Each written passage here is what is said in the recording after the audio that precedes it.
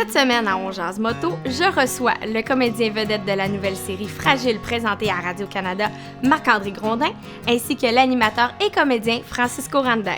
Mettez votre casque, tordez la poignée, on part la machine!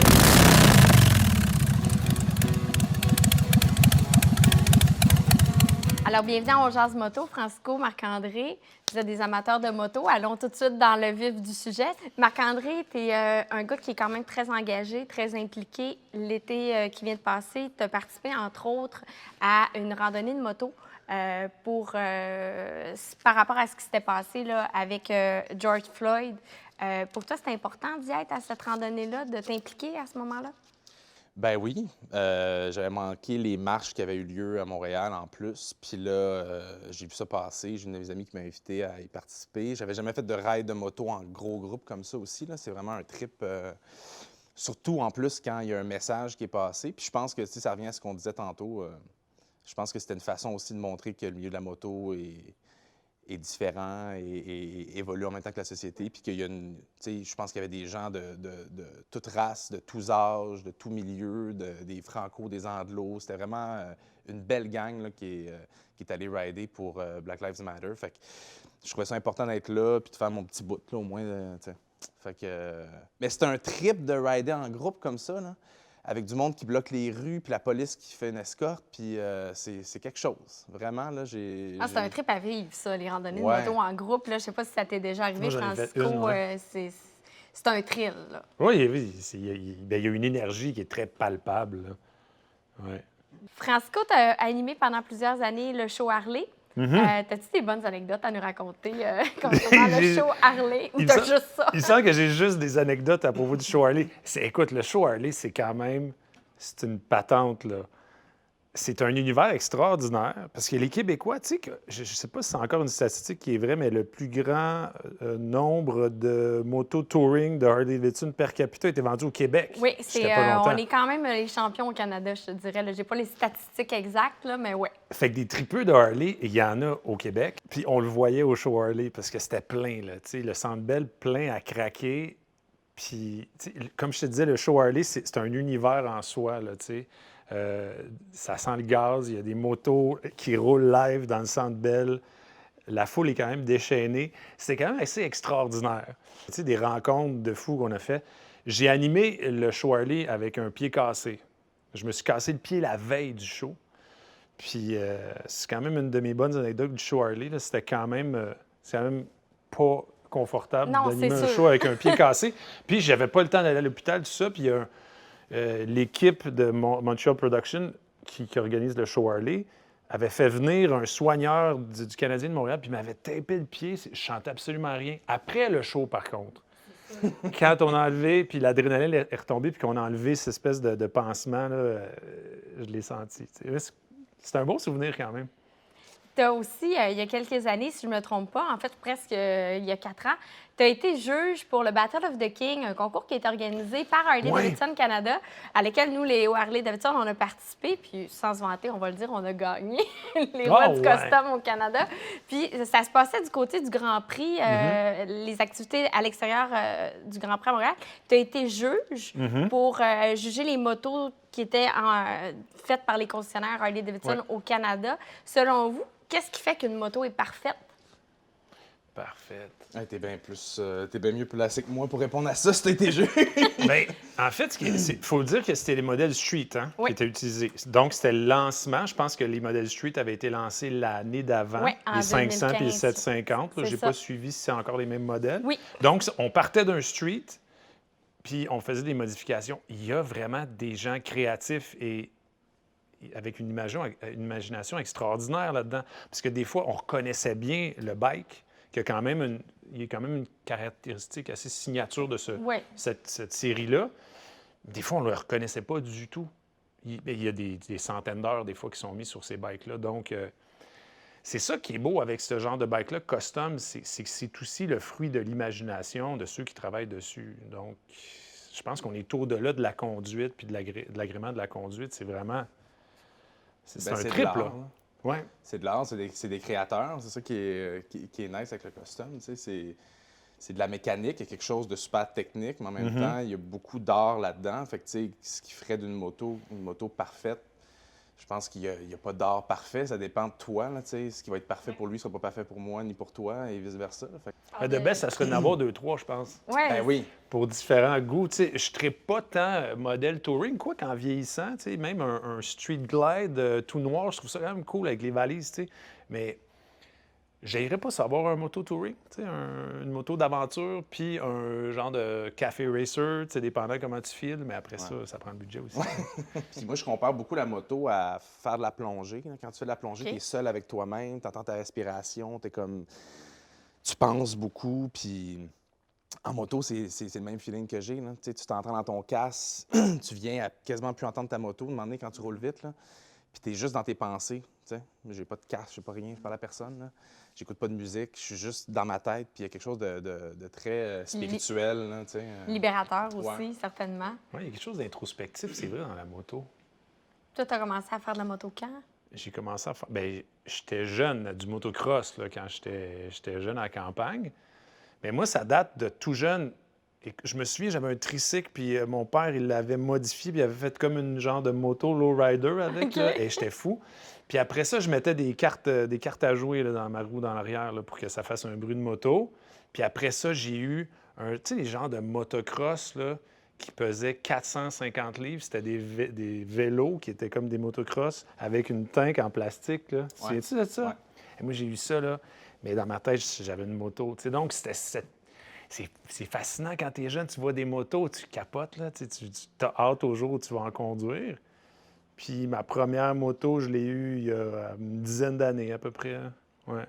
On a sorti des nouvelles gammes de motos. Je pense qu'on est rendu avec peut-être 7-8 modèles en bas de 13 000 Fait que, tu sais, on essaie d'aller chercher une clientèle un peu plus C'est jeune. ça. Avec la moto électrique aussi, on va se démarquer. Dans quelques mois, on va avoir le Panamérica aussi, qui est une moto semi-route, semi-trail. Fait qu'on essaie Qui d'élargir est nos vraiment belle. horizons. Ah oui, qui est hallucinante. Là. Vraiment, vous irez voir ça sur Internet. Vous Ouais, allez elle vient de adorer. se rajouter dans ma liste de motos que j'aimerais avoir. Voilà. Mais, tu sais, on parle de ça, mais on parle beaucoup de perception quand on parle de Harley-Davidson. Est-ce que vous trouvez qu'il y a des perceptions, des mauvaises perceptions au niveau de la moto, des gens qui font de la moto? Est-ce qu'on a encore un travail là-dessus à faire au Québec? Ben oui. Puis il y a des perceptions qui sont vraies aussi, d'une certaine façon, mais qui commencent à changer. Mais je pense que comme dans n'importe quelle chose, la société évolue, là, tu sais, puis le milieu de la moto aussi. Là, tu sais, je pense que c'est un milieu qui a été macho pendant très, très longtemps. Très Comme- stéréotypé, hein, Ouais, aussi. puis que les filles ridaient derrière, puis that's it. Puis là, de plus en plus, comme tu l'as dit, il y a de plus en plus de femmes qui prennent leur permis, puis qui ont leur moto. Puis je pense que les mentalités changent en même temps que la société, tu sais. Puis je pense que la moto a été associée pendant longtemps aux bums puis aux criminels. Puis en même temps, je pense que c'est un peu ça aussi qu'on va chercher en ridant une moto, ce côté un peu bad boy, tu sais. Tu sais, je me souviens quand j'ai vu Terminator, puis sa moto, je le trouvais hot, sa moto. Pas mal plus que s'il était dans une Civic, là. Tu sais, Non, on non. s'entend, là? Le Fat Boy a été une moto qui a vraiment marqué l'imaginaire des gens avec Terminator. Je sais qu'aux États-Unis, les sportifs ont des fois dans leur contrat qu'ils n'ont pas le droit de faire de moto ou peu importe une autre discipline un peu plus sportive ou dangereuse. Est-ce qu'au Québec, vous avez ce genre de clause-là dans vos contrats? Oui, oui. J'ai déjà lu même un contrat. Je ne sais plus si c'était ici ou en France, là, en tout cas, parce que c'est peut-être en France, mais en tout cas, c'est similaire. Là. Tu peux pas faire d'équitation. Je pense qu'il était même marqué tu peux pas faire de skeleton. Il n'y a pas la luge, mais le skeleton, non. Ça a dû te manquer. Ben moi, ça me Parce manquait que t'en beaucoup. fais C'était beaucoup. vraiment un échappatoire pour moi, le skeleton. Moi, c'est plus la luge, ouais. Tu sais, t'es pris dans ton casque, Ouais. puis c'est ça. À ça, là. De la mort, glace. de Ouais, la c'est glace. ça. Mais oui, il y a plein d'affaires que tu peux pas faire, dont faire de la moto. Mais moi, ça m'a permis d'avoir une moto pendant 2 semaines parce que j'ai un de mes chums qui est DOP. Il ne pouvait pas l'utiliser pendant un tournage, fait qu'il me l'a passé. Mais oui, c'est ça. Moi, c'est ça même qui m'a empêché de prendre mes cours pendant longtemps parce que je travaillais l'été, fait que j'avais jamais le temps de prendre mes cours. Puis éventuellement, j'ai eu un été off, puis j'en ai profité. J'ai rentré ça dedans. Mais c'est sûr que je pense qu'il y a du monde qui en font pareil, là. Puis moi, j'ai déjà pris ma moto pour aller au dépanneur là, pendant que je tournais, mais j'allais pas travailler avec. T'sais. Marc-André. Mais je sais, je suis un C'est bad tout un boy. sacrifice. Mais moi, je Un suis petit vraiment... Snoro, ça me Mais je suis vraiment pépère. Tu sais, j'aime donner du gaz, là, juste pour le son, là. Mais je suis quand même Mais sur le super pépère. Ouais, c'est ça. En moto, je trouve ça bien dangereux. Tu es très, très, très fragile. Tu es très vulnérable sur une moto. Puis c'est pas tant moi, puis mon comportement, c'est les autres beaucoup. Puis je pense que la moto m'a appris à être un meilleur conducteur en char. Parce que, tu sais, quand tu donnes de l'espace en moto entre la voiture en avant de toi, puis surtout quand je prenais le pont, genre, puis que tu laisses de l'espace, c'est pas une invitation, puis je dis ça à tout le monde qui fait pas de moto. Quand une moto est derrière une voiture, c'est pas parce qu'il roule pas vite. C'est pas une invitation à le dépasser. C'est juste pour avoir un corridor, une zone sécuritaire pour breaker. Et ça, il n'y a rien de plus frustrant là, quand tu vois tous les automobilistes qui rentrent, qui te coupent, puis qui sont sur leur téléphone. Tu vois tout en moto. Oh oui, vraiment. Oui, tu vois le comportement des gens. Ouais. Tu vois le gars qui conduit avec un genou en mangeant un sandwich puis en checkant son téléphone, Ouais. puis tu te dis, mon Dieu. J'ai vu une fille, même, sur son téléphone à 2 mains. 2 mains? À 2 mains, son téléphone. Écoute, j'étais arrêté en sens sérieux, j'étais comme, ben voyons.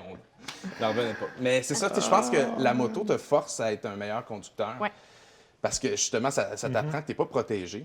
Puis tu es face au monde aussi. Dans ton char, tu te permets des comportements que tu ne te permettrais jamais si tu étais à pied. Fouiller dans ta sacoche, mais là, vous, Couper ça le vous arrive monde, pas. là. tu sais, c'est couper vrai, le hein? monde, pas les laisser passer, être agressif. Tout ça, tu fais pas ça. Là, tu sais. Moi, j'ai jamais vu dans un line-up quelqu'un faire comme ben, moi, je fais pas le line-up, j'arrive à. Je veux couper les gens. Je vais couper par la droite, chut, de même. Ouais. Personne ne fait ça, mais dans son char, on est protégé. Mais en moto, t'es comme. T'es toi. Ouais. Puis t'es fragile aussi. Tu sais. Fait que. Ouais, je pense que je suis plus poli comme conducteur, puis plus relax depuis que je fais la moto. Puis en plus, quand t'es en moto, dans le trafic, t'es quand même sur une moto. Ouais. Fait que c'est moins chiant. T'es moins agressif, t'es moins frustré. tu sais. Tu disais que tu aimes tordre la poignée. Tu as eu la chance d'essayer la moto électrique Livewire de Harley-Davidson. Évidemment, ça fait du 0-100 en 3 secondes. Oh. Comment c'était le feeling d'essayer ça? Ah, c'est dangereux, là. Ça donne envie d'aller Ça va vite. faire peur au monde à la Non, maison. là. mais c'est parce que ça va vite. C'est un feeling incroyable. Puis t'arrives aux lumières rouges, puis t'entends les oiseaux. T'entends tout. C'est incroyable comme feeling. Puis la vitesse, puis tu sais, tu freines pas, là, tu décélères, puis ça comprend. Il y a vraiment quelque chose de... C'est vraiment trippant. Vraiment un thrill. Puis, tu sais, je pense que j'avais les moyens d'avoir plusieurs motos. J'en aurais une, c'est sûr. Est-ce que pour vous, l'électrification des motos, ça a un sens ou ça n'a pas de sens? Parce que, tu sais, il y a bien des gens qui, pour eux, dans leur tête, une moto, surtout une Harley-Davidson, ça prend du son, ça prend du bruit. Mais est-ce que pour vous, le petit côté de diminuer votre empreinte carbone, ces choses-là, ça vous interpelle? Ben oui. Oui. Ben oui. Mais je te dirais, la moto et l'auto électrique, tant que tu ne l'as pas essayé, tu as un peu des préjugés. Puis tu dis, ouais, ben, le bruit du moteur, même l'odeur du gaz. Moi, je t'avoue, là, l'odeur du gaz, ça m'amène dans des vieux souvenirs. On dirait que ça fait partie un peu d'une part de l'expérience. Mais quand tu essaies une moto ou une auto électrique, puis tu réalises le pouvoir d'accélération de ces machines-là, c'est un autre trip complètement. C'est un autre trip complètement. Donc, comme tu dis, une moto à essence puis une moto électrique, c'est un peu 2 trips. Puis si j'avais les moyens, j'aurais les 2 aussi. C'est vraiment un trip différent. Puis le fait qu'il n'y ait pas de son, on pense que ça va être peut-être un obstacle à notre plaisir, mais au contraire, ça amène vraiment une espèce de paix. Ouais. Mais quand tu Apprécie. roules vite, tu l'entends. Tu entends la Ouais, turbine, là, très Tron. là. Ouais. C'est super cool. Ouais. Tu sais, je rêve plus d'un monde où toutes les voitures sont électriques que toutes les motos soient électriques aussi. Là. Je pense qu'à 4 mois par année au Québec, c'est pas ça la plus grosse empreinte écologique. Là. Tous les chars qui sont pognés dans le trafic brûlent bien plus que toute la communauté de motos québécoises pendant un été de temps. Là, tu sais. Moi, je pense qu'ils vont en avoir de plus en plus, mais même en automobile, tu le dis. Je crois que le virage se fait en ce moment. Là. Il y a des compagnies, tu sais, Ford, par exemple, qui est en train de faire son virage. C'est pas simple. Ça va se faire, je pense, au cours des 10 prochaines années, mais je pense que le trip de la moto va demeurer aussi un trip de... Tu sais, je pense que c'est De pas les mêmes machine à gaz. enjeux au niveau du transport puis du déplacement. La voiture et la moto offrent pas les mêmes possibilités non plus. Tu sais, la moto, moi, je check la météo pas mal là, avant de faire de la moto. J'ai pas le goût d'être dans la pluie. Donc, c'est pas nécessairement du pur transport. Je sais qu'il y en a qui utilisent la moto pour se déplacer purement, mais je pense que c'est plus un loisir ouais, c'est ça. que... Ici, c'est vraiment le loisir. C'est sûr que si tu vas en Asie ou en Inde, probablement que le marché de la moto électrique va être très populaire éventuellement là-bas, puis ça va avoir un gros impact parce qu'ils l'utilisent à l'année pour se déplacer. T'sais. Mais ici, ça reste un loisir. Puis je pense que c'est ça. Quand c'est un choix qui est lié au loisir, ben j'imagine que l'essence va rester. Puis... Mais on n'en voit pas beaucoup des motos électriques. Je pense qu'on va en voir de plus en plus. Moi, je pense qu'il y a un marché vraiment pour ça. Bien, Harley sont en train de développer une gamme. Il y a un scooter électrique. On en a parlé il y a quelques jours. Les petits vélos électriques pour les enfants de 3 à 7 ans. C'est quelque chose qu'Harley développe avec des compagnies aussi. Les scooters, si vous avez la chance d'aller sur Internet, voir les X Games présentés il y a 2 ans, Harley, ils ont vraiment pensé à des athlètes des X Games, leur prototype de scooter électrique. Ils ont fait des tests. Fait qu'ils travaillent là-dessus à développer ce marché-là. Il n'y a pas juste Harley qui travaille là-dessus, mais oui, il y a quelque chose qui s'en vient de gros dans ce domaine-là. Là. C'est certain. C'est clair. De ton côté, Francisco, tu reviens du Salvador. Tu as tourné une nouvelle série qui est présentée à Évasion qui s'appelle Libertad, qui est très bonne, soit dit en passant. Merci. Dans le fond, tu développes un mini-complexe hôtelier là-bas pour placer un petit peu les choses en perspective sur place. Est-ce que là-bas, tu as fait de la moto? Je pense que tu as fait un peu d'enduro sur place. Oui. Ça devait être tout un trip là-bas? Bien, c'est magnifique. Bien, les routes sont tellement belles là-bas, à certains endroits, c'est du velours. Donc, oui, je pense que c'est à l'épisode 17 ou l'épisode 8 avec Rodrigo, qui est un Belge qui a grandi au Salvador. C'est vraiment un personnage. Là, puis lui, sa vie, c'est la moto. Là. Il fait juste de la moto du matin au soir. Puis il m'a amené dans les montagnes. Écoute, la ride était hallucinante. Hallucinante. Mais il y a beaucoup de riders là-bas. Puis j'ai été étonné de voir toutes sortes de motos. Il y a beaucoup de customs, il y a beaucoup de Harley à certains endroits. C'est surprenant. Il y a beaucoup de très petites motos. C'est du 250 qu'on voit partout là-bas, là, des genres de semi-cross, semi-route. C'est ce que tu vois là, pour se déplacer. Il y a beaucoup de gens qui se déplacent nu-pieds en board shorts. Là, c'est comme podcast. C'est un autre game. Mais il y a beaucoup de Harley et il y a beaucoup de speed bike, mais pas des petits speed bikes. Okay. J'ai vu des monstres, puis des gars là, full kit sur la côte, là, où moi j'habite, puis ils vont un petit peu plus au sud, là, puis il y a des routes. Écoute, c'est juste des courbes. Puis c'est comme une asphalte là, qui est poreuse, là, chaude, toute foncée. Rien à voir avec ce qu'on a ici Non. au Québec. Non, mais le trip d'enduro, c'était vraiment le fun parce que tu passes de la route aux montagnes, puis on est allé en montagne à une plantation de café qui est très reconnue là-bas. Fait on est allé là jusque-là en moto. C'était vraiment cool comme journée. Puis les images sont hallucinantes. Sur le bord de falaise, sur le bord de l'océan, c'est comme... Si vous aviez une destination au Québec à suggérer aux gens qui écoutent l'émission, qui ça leur tente d'aller faire un road trip, vous diriez quelle place? Tout sauf Montréal. C'est bon. Le parc du Bic. Ouais. Ah ouais, ça doit être nice. fou, c'est beau. En terminant, les gars, premièrement, un grand merci de votre participation. Si vous aviez un mot pour décrire le feeling que vous avez quand vous faites de la moto? Introspectif, je pense que c'est le mot. Ouais. C'est fou quand j'ai découvert la plongée, c'est ça qui me frappait le plus. Plus que respirer en dessous de l'eau, c'est à quel point tu es seul avec toi-même. Puis sur une moto, c'est la même chose. En char, tu écoutes la radio, tu fais plein de trucs. Je peux texter en parlant à Siri, je peux tout faire. En moto, tu es tout seul. Tu fais juste penser. Puis... Ouais, quelque chose de low-tech aussi, à moins que tu le disais au début, là, que tu te procures toutes sortes de gadgets puis de casques. Mais moi aussi, c'était comme toi. Là, c'était moto simple, pas de gadgets, pas de freinage assisté, puis de ci, puis de ça. Ton casque, puis... Ouais. Introspection. Tu t'attendais pas à ça, hein? Ça me va droit au cœur. Parfait. Un gros merci, les gars, de votre participation. Merci à C'est toi. fort apprécié. Puis en espérant vous croiser sur les routes l'été prochain. Si, par chance, tu trouves une moto, sinon tu viendras nous voir. On va t'arranger ça. Mais malheureusement, j'en ai pas une avec un chou dans le showroom pour toi aujourd'hui. Ils font des prêts d'une semaine, fait que c'est parfait pour Ben, toi. c'est ça, c'est correct. parfait pour moi.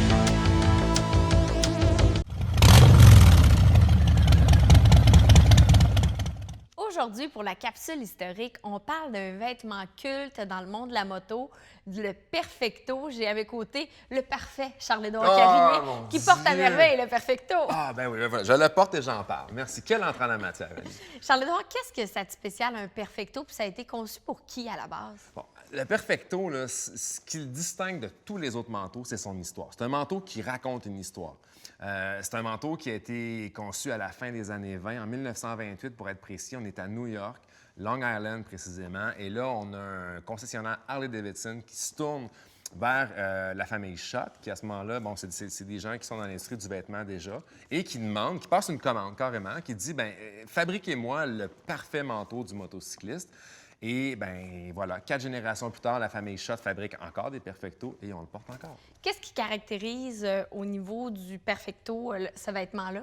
Bon, alors quand on pense moto, donc les caractéristiques qui font ce manteau-là, justement, est unique. Bon, dans un premier temps, on fait le tour rapidement. Fermeture éclair au niveau des poignets. Fait que quand on enfile le manteau, évidemment, on ouvre la fermeture. Quand on l'a mis, on ferme ça ici, donc on se retrouve avec un poignet qui est plus étroit. Donc Ça évite l'entrée de vent. Exactement. Ensuite de ça, bon, on a ici le collet avec les boutons pression. Donc, on peut clipper les boutons. Ça fait que lorsqu'on est à moto, ça ne flappe pas au vent. Ça ne viendra pas battre au vent. Là, je ne le ferai pas, mais en fait, en même temps, la fermeture éclair, on la voit, elle est toujours en diagonale sur un Perfecto, ce qui fait qu'on se retrouve avec une double épaisseur de cuir ici à l'avant. Ça, c'est pour nous protéger du vent, donc ça fait plus de chaleur ici à l'avant. Et finalement, bon, on a la fameuse ceinture, caractéristique vraiment unique du Perfecto, qui fait qu'on peut bien l'attacher à la taille pour qu'il reste en place lorsqu'on est en moto. Le Perfecto a été popularisé beaucoup aussi dans le monde du cinéma, puis des grands créateurs aussi qui l'ont utilisé dans des défilés.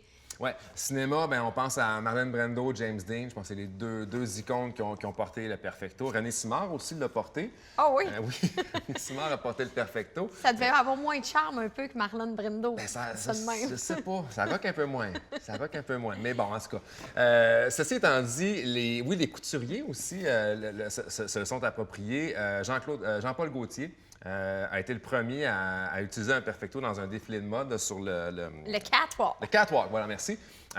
Donc, il avait utilisé le Perfecto avec une mannequin qui portait un tutu et des Converse. Quand même, un bel agencement. J'ai pensé faire ça, mais je me suis retenu aujourd'hui. Je suis sûre que tu portes le tutu à merveille. Oui, c'est ça. Ben tard à la maison. Mais tu vois, donc déjà, quand Jean-Paul Gaultier l'a utilisé avec le tutu et les Converse, ça en dit long sur pourquoi et comment on portait le Perfecto. Ça a toujours été un petit peu dans la marge qu'on le portait, ce manteau-là. Tu parles dans la marge, il y a encore des artistes qui le portent, mais qui, dans les années 80, l'ont vraiment exploité Absolument. à son maximum. Ouais, toute la scène punk s'est tournée. Ça a été le manteau d'une génération complètement. On le décorait, on le personnalisait, on mettait les studs et tout ça. Des groupes comme les Ramones. Les Ramones, exactement. Tu sais, c'est pour ça que ce manteau-là, quand on revient au début de l'entrevue, il y a une histoire, puis c'est fascinant, ce manteau-là. Vraiment une belle histoire, puis tu le portes à merveille, comme je te dis. Oui. Si les gens veulent en apprendre davantage sur ce vêtement mythique du monde de la moto, je vous invite à vous procurer le livre Liberté, asphalte et légende. Merci Charles-Édouard. Merci. Merci à nos invités d'avoir été là cette semaine. Si vous désirez prolonger votre saison de moto ou la débuter, visitez-nous au www.onjasemoto.com. Vous aurez accès à du contenu inédit sur l'émission.